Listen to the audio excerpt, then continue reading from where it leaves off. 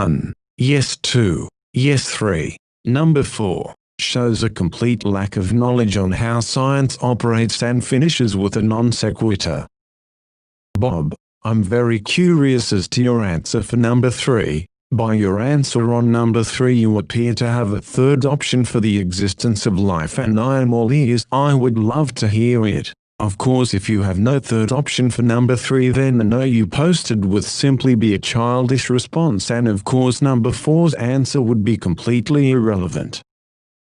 Craig, abiogenesis is only one hypothesis with different pathways, so there are a number of ways life could have arrived, including panspermia. So realistically, life could have appeared through a number of pathways, all of which would be scientifically tested, as well as through panspermia, which also has scientific support that requires more testing. Science is open to all avenues that are testable, so saying only one alternative is plainly wrong.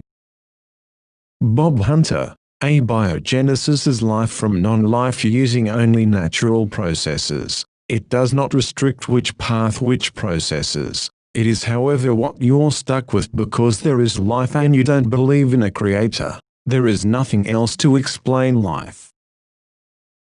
Craig, the OP did not specify if it referred to abiogenesis the process, or abiogenesis the hypothesis. The process is one of life from non-life, while the theory explains the pathways where this might proceed.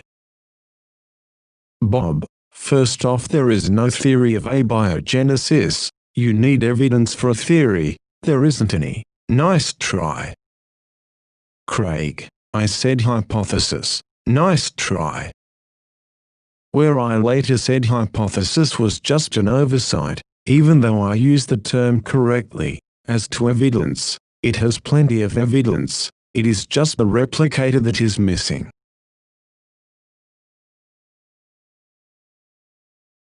Bob, first off, your memory may be going a bit.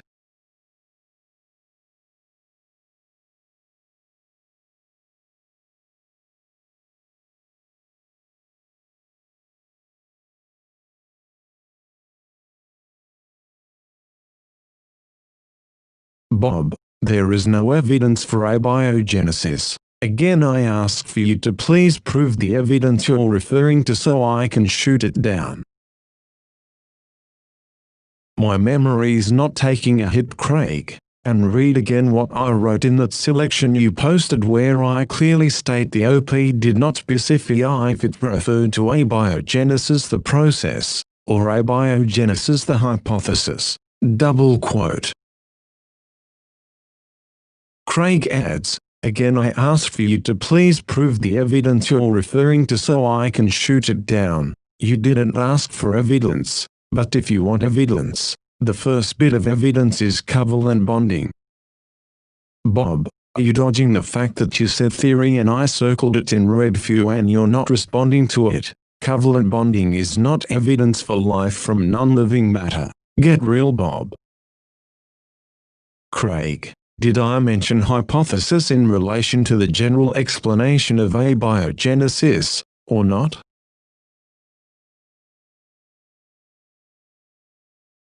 Covalent bonding is evidence for abiogenesis. Craig, do you understand the difference between evidence and explanation? Bob, did you not say theory? Did you not see hypothesis? Did I mention hypothesis in relation to the general explanation of abiogenesis, or not?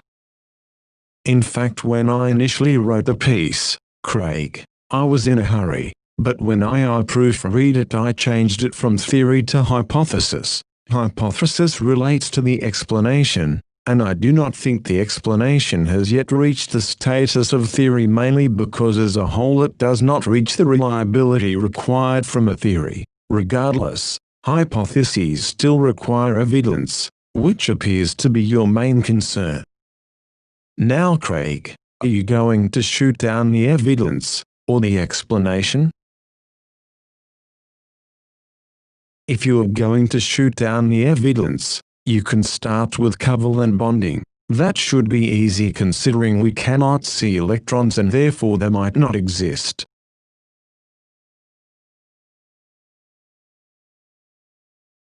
Bob Hunter, I will diss your 5 responses. 1. Yes, I saw the word hypothesis and I saw the word theory. Your claim was abiogenesis is a hypothesis. Well, the processes were a theory. Running back to your word hypothesis doesn't change the fact that you said the processes were a theory. There is no evidence and no facts to back up abiogenesis. This is what I have stated. Now, in your belief of abiogenesis as a faith-based belief, one cannot have factual processes without a factual conclusion. Therefore, you cannot have a theory of the processes to abiogenesis. You can merely have processes that are testable, but are not factually connected with abiogenesis, rather they are simply suggested to. Yes, again you mention hypothesis as related to abiogenesis, and you said theory is related to the processes of abiogenesis. 3. If you've never intended to use the word theory, you shouldn't have spent an hour or so defending the fact that you made a mistake that you corrected.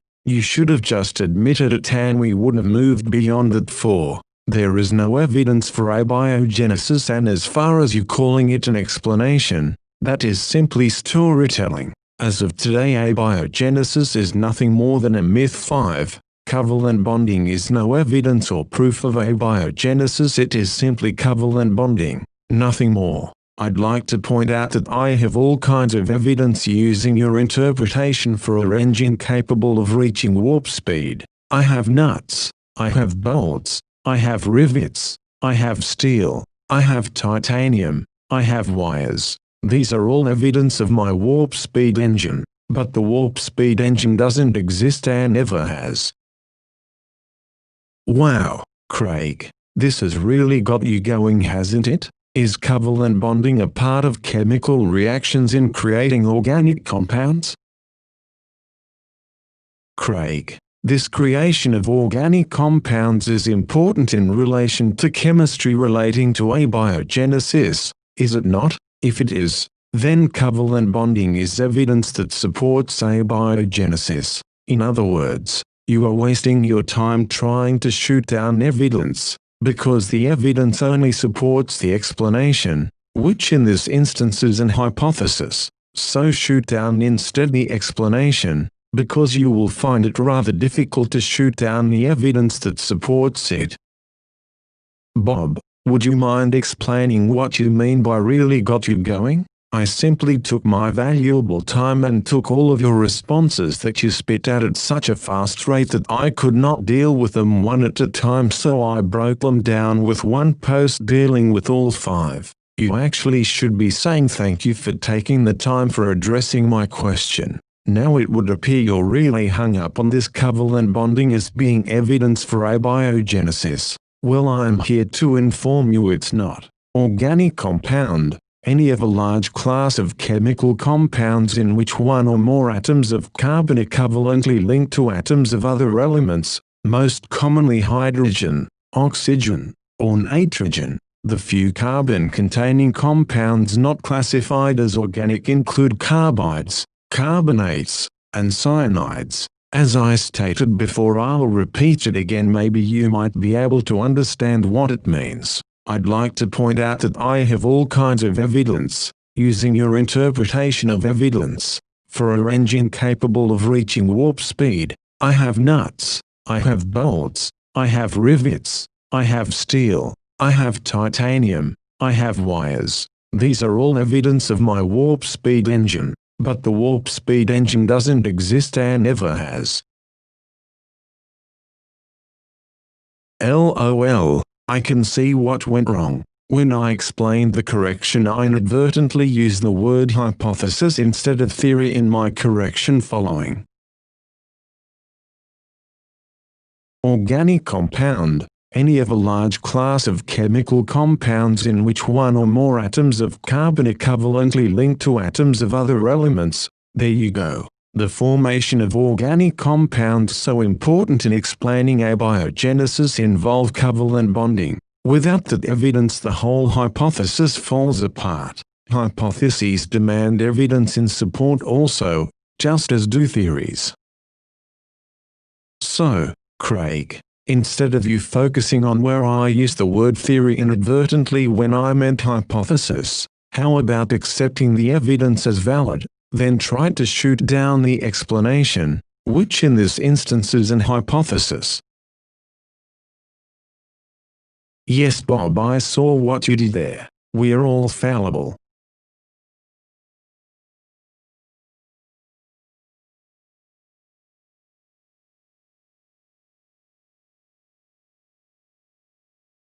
Bob, a hypothesis does not demand evidence. Have you heard of the multiverse hypothesis?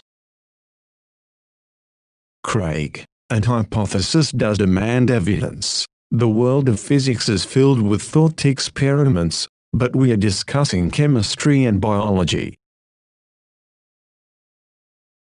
We are discussing the scientific terminologies, and no, Bob, a hypothesis does not require evidence. Unguided chemical evolution. Perhaps the most remarkable aspect of the survey's findings is that 66% of those who identified as atheists felt that unguided chemical evolution made the existence of God less likely. Table 1. This is simply astonishing because leading evolutionists will often freely acknowledge that they have no idea how this could have happened. According to Professor Stuart Kauffman, who is at the forefront of origin of life research, anyone who tells you that he or she knows how life started on Earth is a fool or a knave. Nobody knows. 3. When asked in an interview whether he had any idea how life started, Professor Richard Dawkins replied, "No, nor has anybody." Point 4. Without organic molecules as evidence, abiogenesis falls apart. But we know the building blocks of life can develop from such compounds. What we don't know, though, is the exact formula for the early environment, but Yuri Miller gave it a shot and came close. Irregardless, a hypothesis requires evidence just as much as does a theory.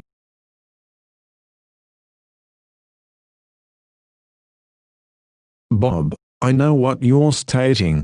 Your evidence for abiogenesis or the path taken to it is nothing more than a nut and bolt that can be used on a warp drive engine. It does not mean that warp drive engines are inevitable, or that they have existed in the past or do exist now. Are you able to follow this? The point is, there is no evidence or facts for the only possible way for life to have come into being, that atheists are stuck with. Your faith-based belief is less likely than the creationist belief. So remember, when you mock a creationist, don't forget about your own religion that is even out there further. Craig, you still don't appear to get it, so I'll try this way. What is your evidence to support your creationist belief? Craig adds, so remember, when you mock a creationist, don't forget about your own religion that is even out there further. When did I mock a creationist? And since when is a scientific explanation a religion? As to being out there, how about showing how we can test your explanation? Bob, I already posted in this thread. Let's assume that there is no evidence for creator. That effectively took your whining about creation out of the discussion. Now, by you jumping back on the topic right here when you've got nothing to defend your belief in abiogenesis, it shows your desperation. Bob, for the sake of this thread, that argument has been eliminated. I snipped it off a while ago. It is very predictable what your kind does when they get cornered. We are now discussing your religion alone. Abiogenesis has no evidence, it has no proof, it is an idea that was created in a human mind that has nothing to back it up. You yourself call that a religion. But when you have a bunch of faithful followers and they have nothing but faith in the doctrine that was written down by man with no claim of divine intervention, it becomes a cult. Bob, do you understand that you're a lamb in a cult?